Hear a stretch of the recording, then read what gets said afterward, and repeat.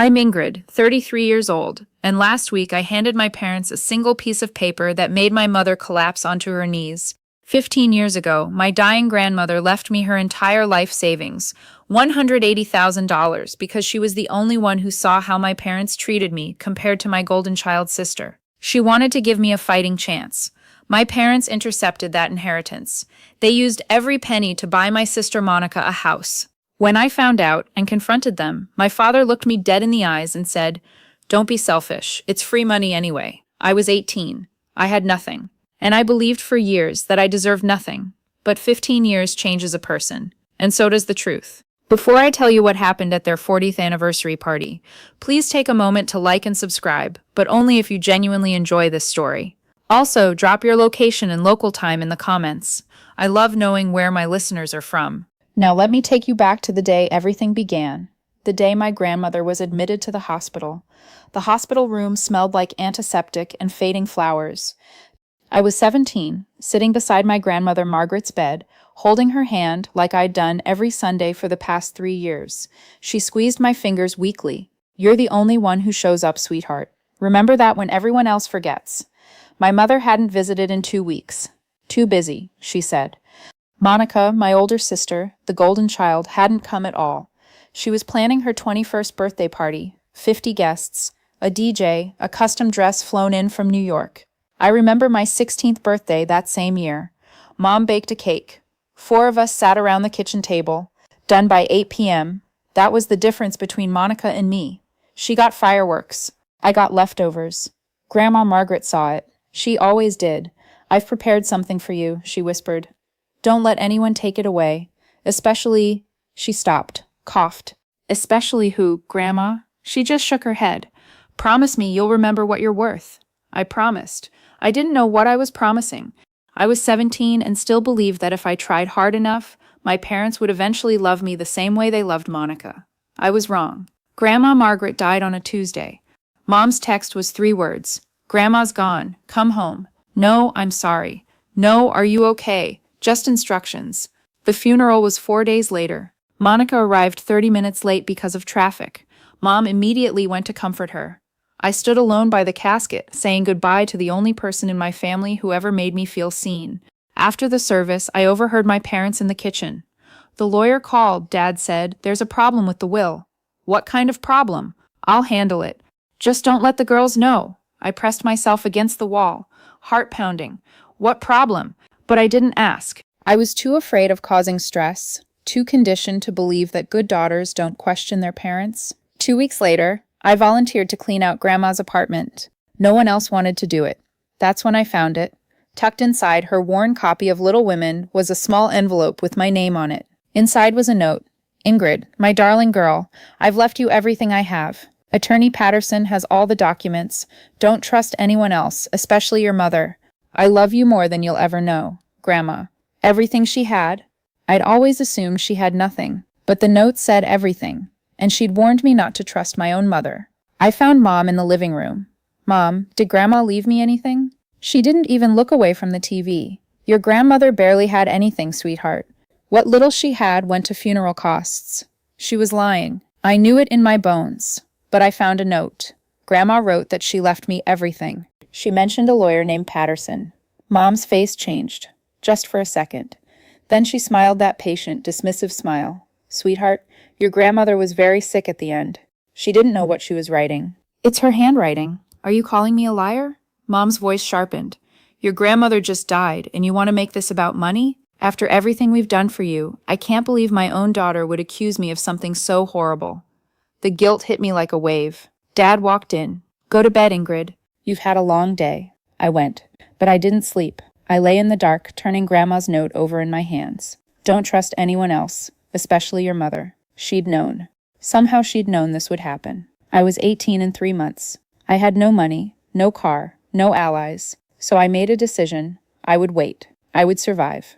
And when the time was right, I would find out the truth. It took me 7 years, but I never forgot. 6 months later, everything became clear. I was 18 now, freshly graduated. College acceptance letters sat on my desk, good schools that required money I didn't have. That's when Monica made her announcement. We were at Sunday dinner. Monica was glowing. "I have news. Mom and Dad bought me a house. I dropped my fork. A house. 3 bedrooms, big backyard. Look at the kitchen. I looked at my parents. You bought her a house. Dad nodded, chest puffed with pride. Your sister deserves stability. How much? I asked. $180,000. We saved our whole lives for this. $180,000. The exact amount a person might call everything I have. And what about my college tuition? Mom sighed. Ingrid, you know we don't have unlimited resources. You'll need to get scholarships, work part-time. Lots of kids do it. But you just spent, Monica needs a home. You're young. You have time. That night I did the math. Grandma died. 2 weeks later, there was a problem with the will. 2 months after that, my parents suddenly had enough money to buy a house. I wasn't paranoid. I was right. The next morning, I confronted Dad. The house. Where did the money really come from? I told you. Savings. You've never had that kind of savings. Was it from Grandma's estate? He stopped working, set down his wrench. There was no estate. She had nothing. I found a note. She said she left me everything. She was confused. She wasn't confused. Drop it, Ingrid. His voice went cold. Now. We stared at each other. For the first time in my life, I saw something in his eyes that scared me. Not anger. Something worse. Fear. He was afraid of what I might find. Fine, I said. I'll drop it. I turned and walked away. But I didn't drop anything. I tried one more time with Mom. Please, just tell me the truth. Did Grandma leave me anything? She started crying. Actual tears. I can't believe you're doing this to me. Your grandmother just died. Our family is grieving, and all you can think about is money. That's not, do you know how hard your father works? And you're accusing him of stealing. I never said stealing. You're tearing this family apart, Ingrid. Is that what you want? I felt myself shrinking. The guilt was suffocating. Maybe I was being paranoid. Maybe I was the selfish one. I'm sorry, I whispered. Mom wiped her tears, patted my hand. I forgive you, sweetheart. Let's never speak of this again. I nodded. I was 18 years old. No money, no proof, no allies. So I made a choice. I stopped asking. I got 3 part-time jobs. I enrolled in community college. I moved into a tiny apartment and started building a life that didn't depend on anyone. I didn't have proof. I didn't have money. But I had time, and I had patience.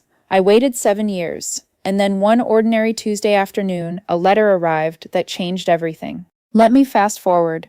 I was 25, working as a junior accountant. I'd earned my degree through night classes while working full-time. I had a small apartment, a reliable car, and 0 debt. I'd also had almost no contact with my family in 3 years. The letter came on a Tuesday. Gerald Patterson, the name from Grandma's note. I called immediately. 2 days later, I sat in his office. Thank you for coming, Miss Dyer, he said.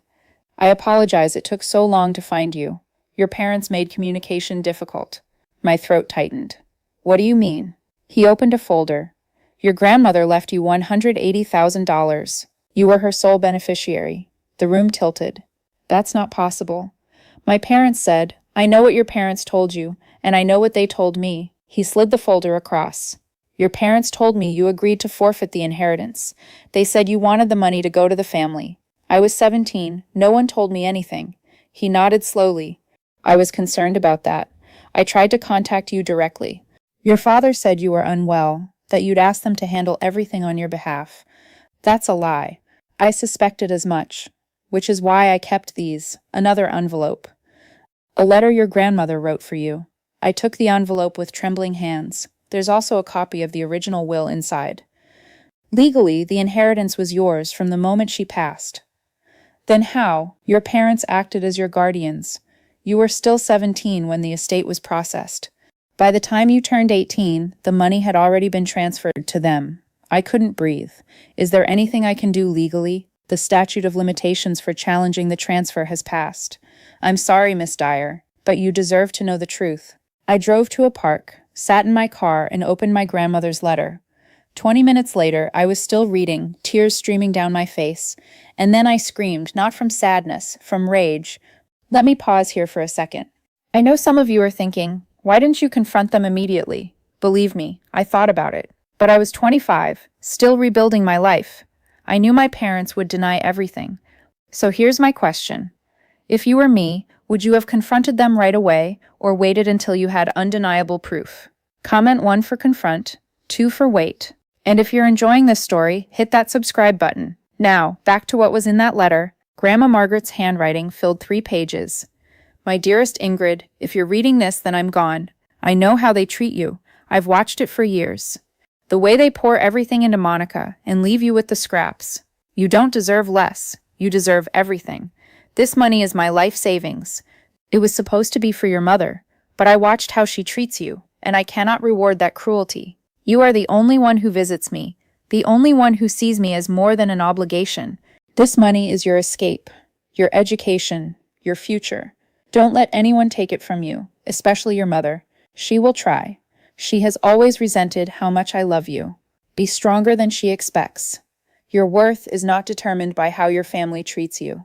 I love you, my darling girl. Grandma. I sat in my car until the sun went down. My grandmother had seen everything. She tried to protect me from beyond the grave, and my parents had stolen that protection without a second thought. I could confront them now. I had evidence. But evidence alone wouldn't be enough. They'd deny it, gaslight me, turn the family against me. No. If I was going to do this, I needed to do it right. I needed them to have nowhere to hide. I started planning.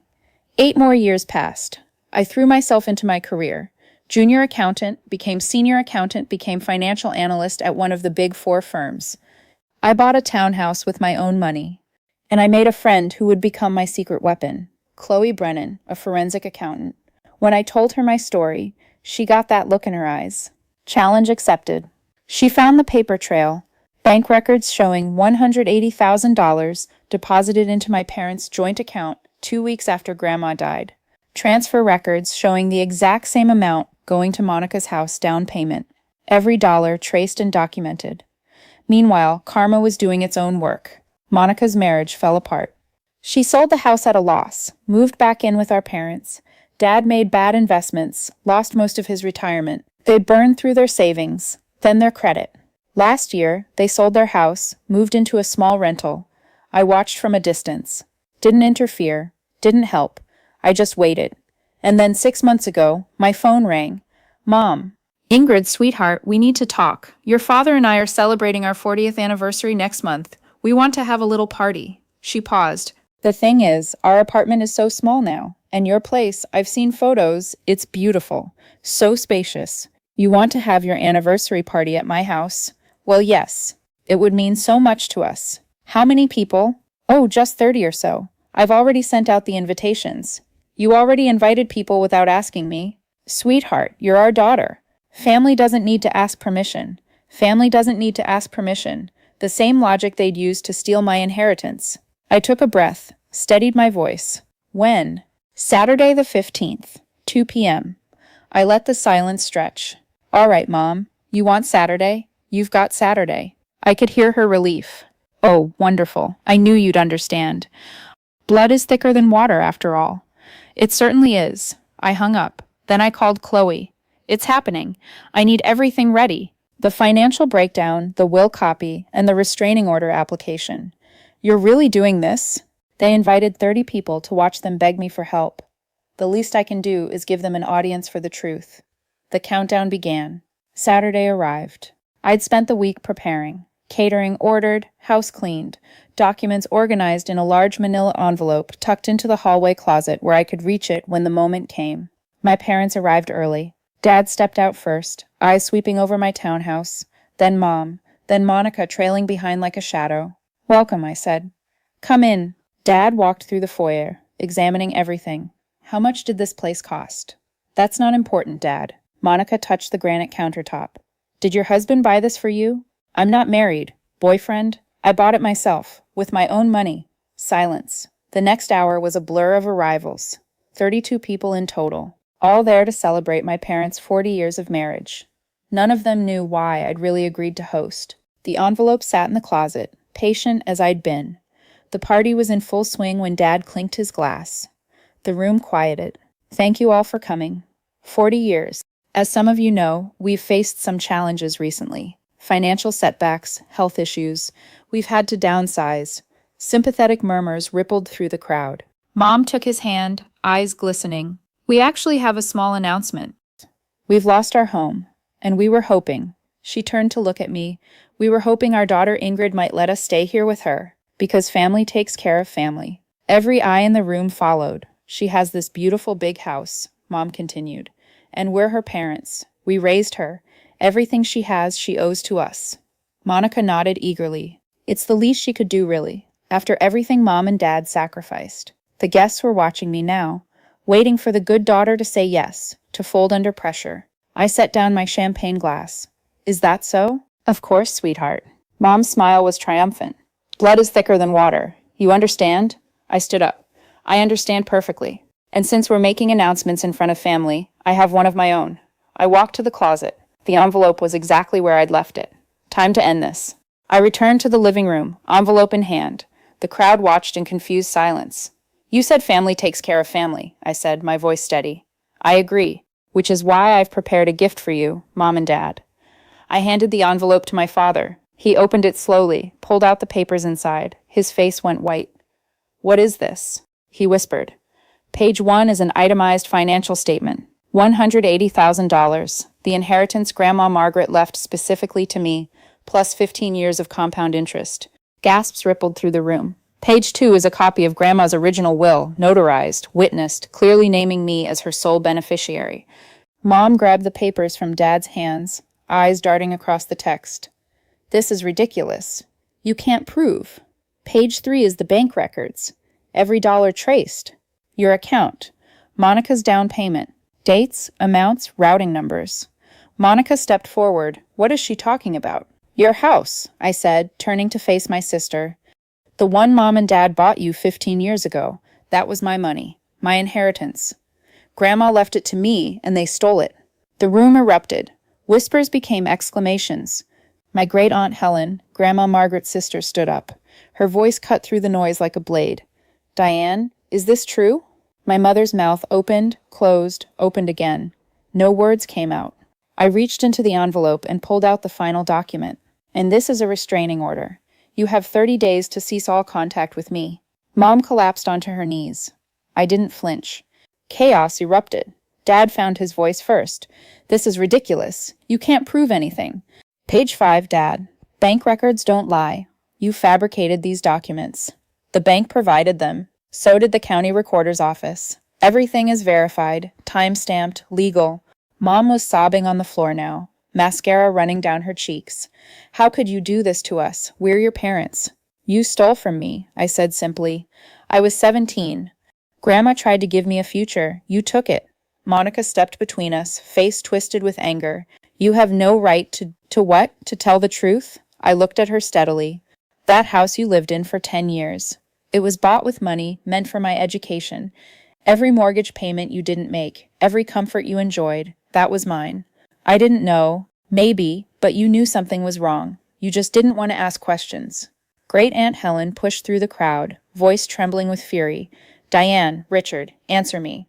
Did you steal this child's inheritance? Dad's jaw worked. No sound came out. Mom just kept crying. The silence was its own confession. Helen turned to the other guests. 40 years I've known this family. 40 years I watched them treat Ingrid like an afterthought.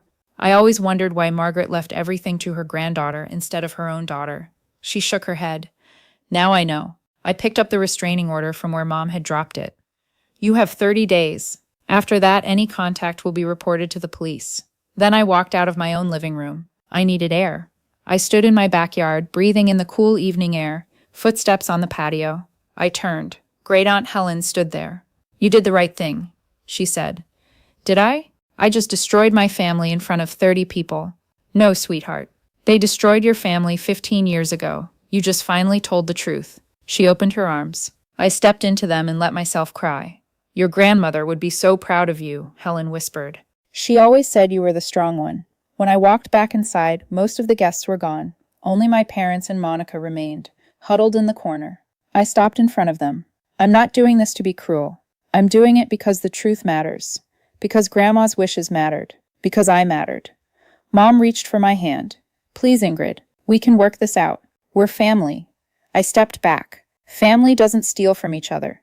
Family doesn't gaslight a 17-year-old into believing she's worthless. I took a breath. I spent 15 years building a life without you. I'll spend the rest of my life keeping it that way. I pointed to the door. Leave. Now. Dad helped Mom to her feet.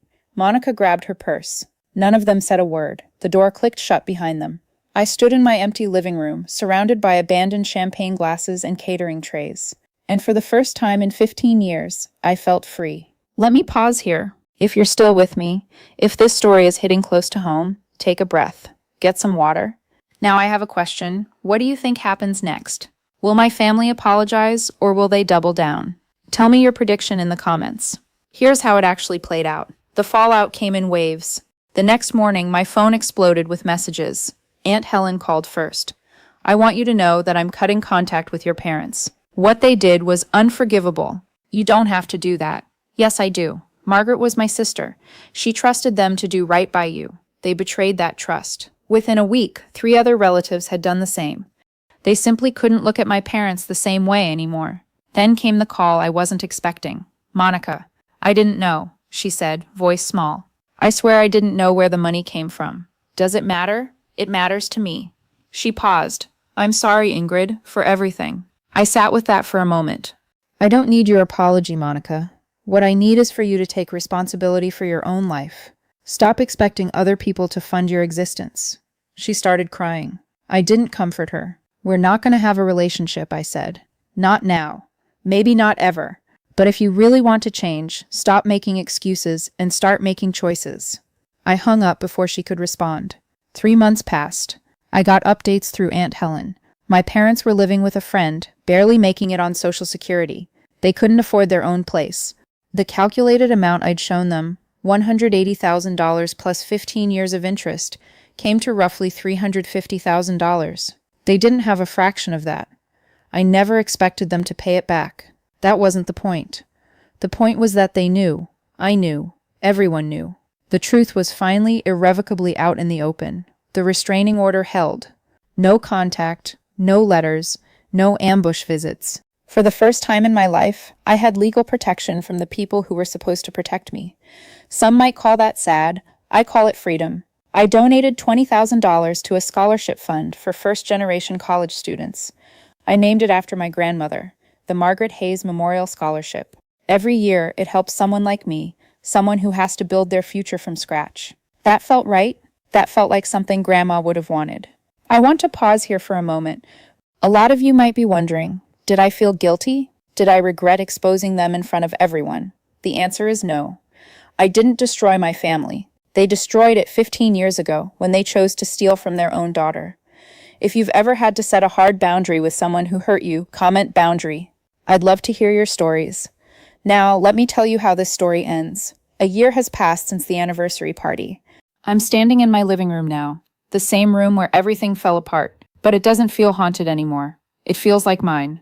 On the shelf by the window, there's a photograph of Grandma Margaret. It's the only thing I kept from her apartment, a picture of us at the beach when I was 7. She's laughing, her arms wrapped around me.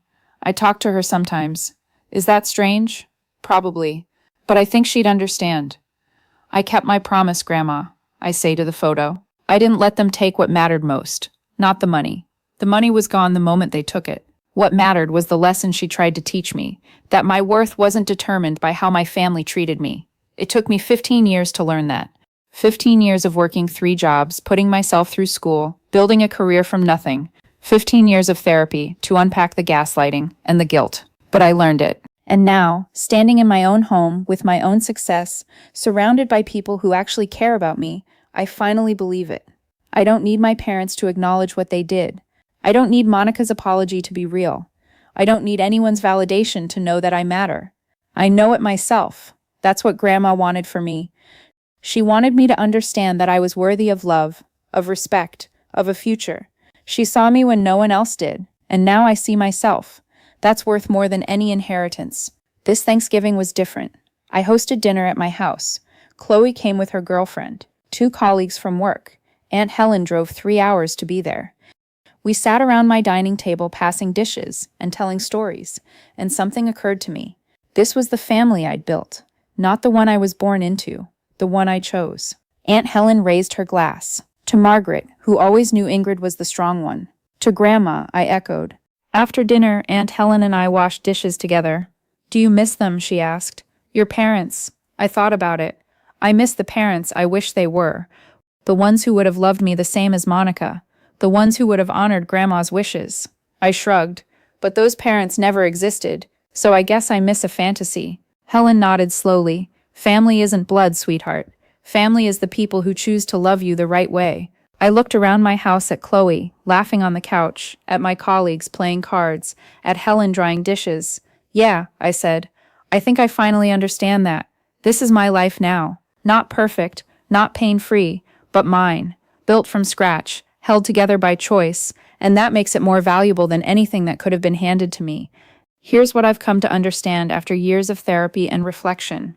My parents weren't monsters. They were deeply flawed people who made a terrible choice and then spent 15 years rationalizing it. My mother resented her own mother for loving me more. That resentment curdled into justification when Grandma's money came. In her mind, she wasn't stealing. She was correcting an injustice. It's twisted logic, but it's human logic. That's the scariest part. And what about me? I was afraid of conflict. I believed that if I was good enough, quiet enough, accommodating enough, my parents would finally see me. I spent 17 years trying to earn love that should have been given freely. That belief kept me silent.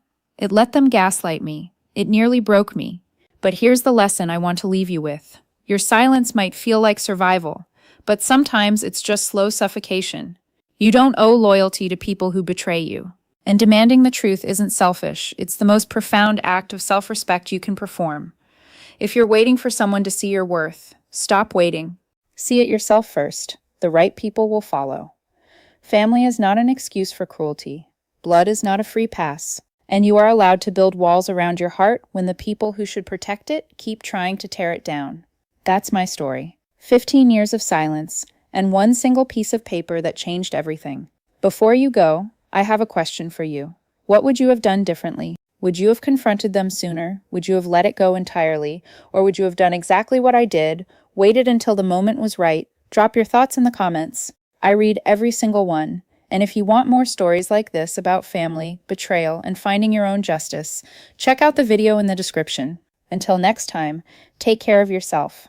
And remember, you are worth more than how anyone treats you.